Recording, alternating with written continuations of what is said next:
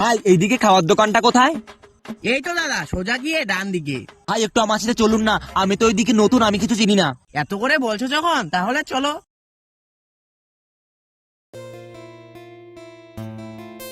এই নেও দাদা, তুমি এই দোকান থেকে কি খাবে খেয়ে নাও।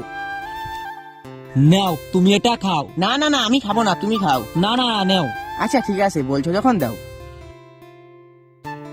দেখো তোমার চোখে কি, এই রুমালটা দিয়ে মোছো।